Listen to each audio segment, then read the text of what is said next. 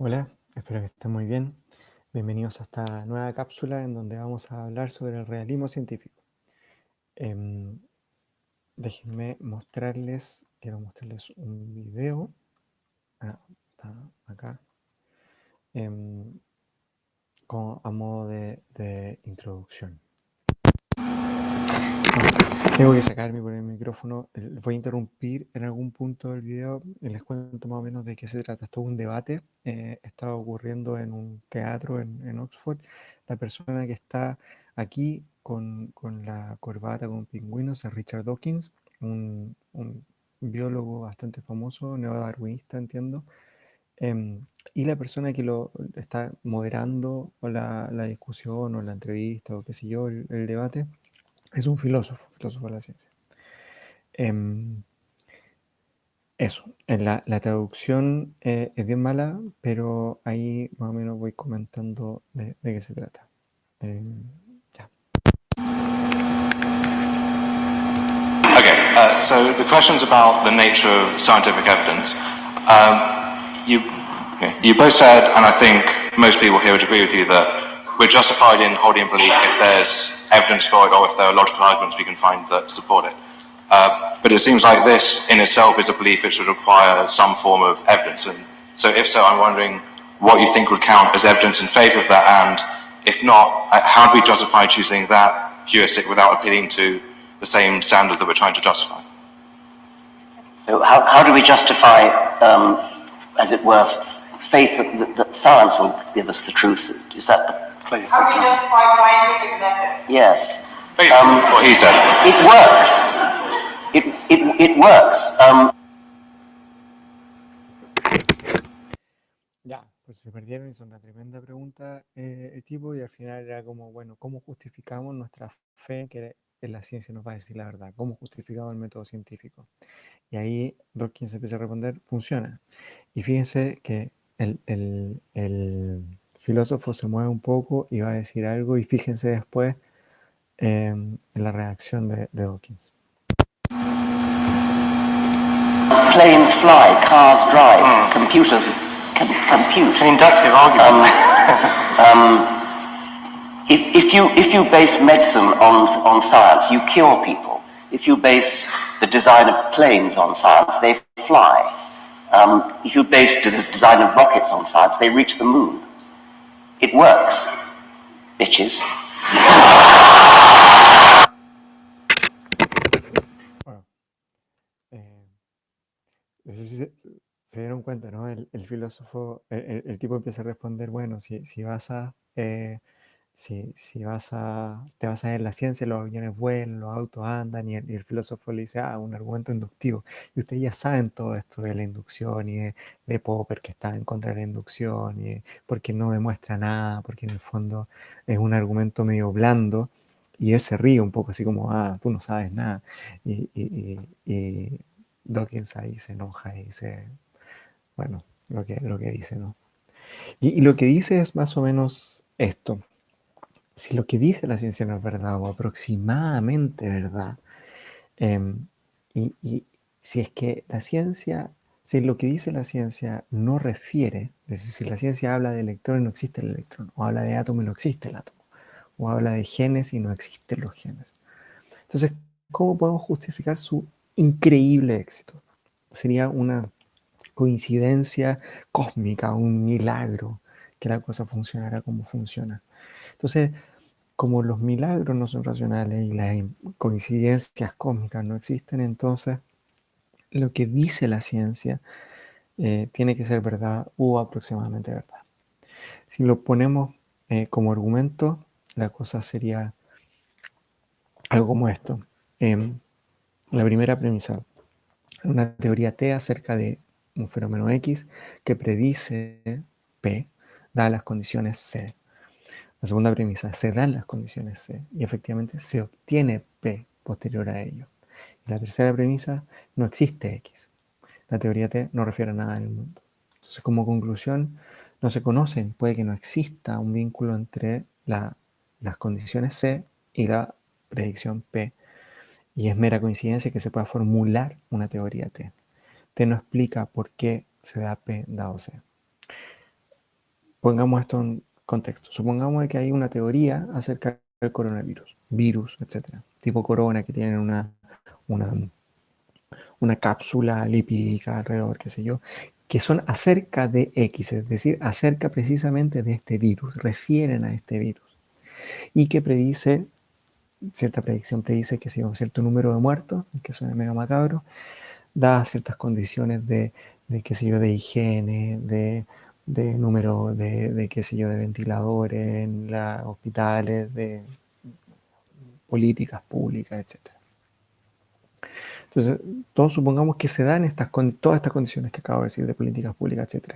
Y efectivamente se obtiene el número de muertes predicho.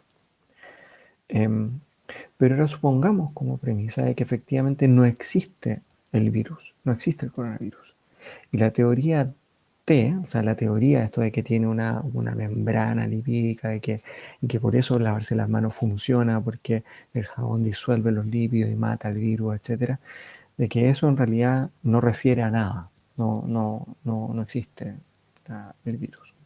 Entonces no se conoce y puede que no exista ningún vínculo entre las condiciones de ponernos en cuarentena y las predicciones que efectivamente se obtienen a partir de lo que predicen todas estas condiciones.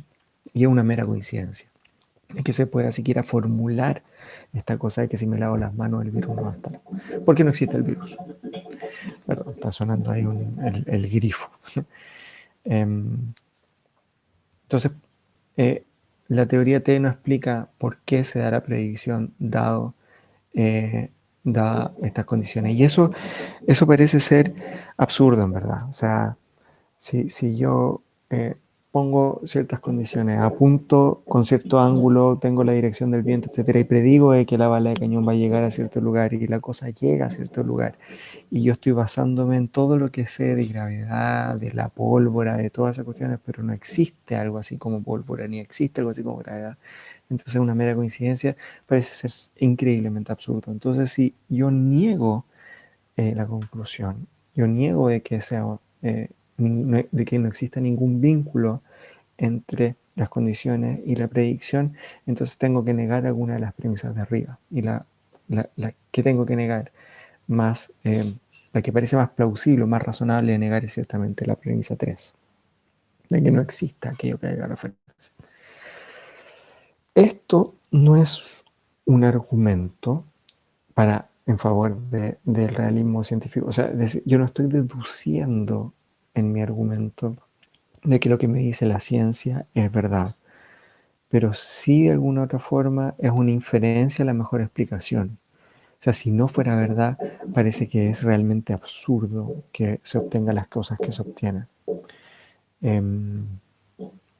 Y en ese sentido, esta es una instancia a la inferencia del mejor argumento, aunque no es un argumento, una inferencia a la mejor explicación, en realidad. Entonces, ¿cuál es el eslogan, por así decirlo? ¿De qué se trata el realismo científico en una frase? Bueno, es realismo respecto a la ciencia. Realismo es creer que la cosa existe. En general se habla de realismo cuando metafísico, o sea, es realismo respecto al mundo, de que el mundo existe. Pero uno puede tener realismo de muchas cosas. En particular, uno puede creer de que ser realista respecto de la ciencia, es decir, creer que aquello que dice la ciencia es. Y ese es el eslogan. Si la ciencia funciona tan bien, si es tan exitosa, es porque nuestras teorías son básicamente correctas. Y lo que nos dice cualquier teoría madura en ciencia es verdad o aproximadamente verdad en el mundo. Y ese eslogan tiene 3 requisitos camuflados que son necesarios para que, si es que ese eslogan es cierto, si es que la ciencia nos entrega verdad o aproximadamente verdad respecto del mundo, entonces se tienen que dar 3 cosas. Una es que el mundo tiene que existir. No puede decirnos verdad respecto al mundo si el mundo no existe. Entonces, de alguna otra forma, implica ser realista respecto del mundo. Es un requisito metafísico. El mundo tiene que existir independiente de cualquier sujeto y está lleno de entidades susceptibles de ser descritas por la ciencia. Si no, el eslogan no tiene sentido. Por otro lado, para poder decir cosas que sean verdad o aproximadamente verdad, tenemos que poder tener acceso a esas cosas.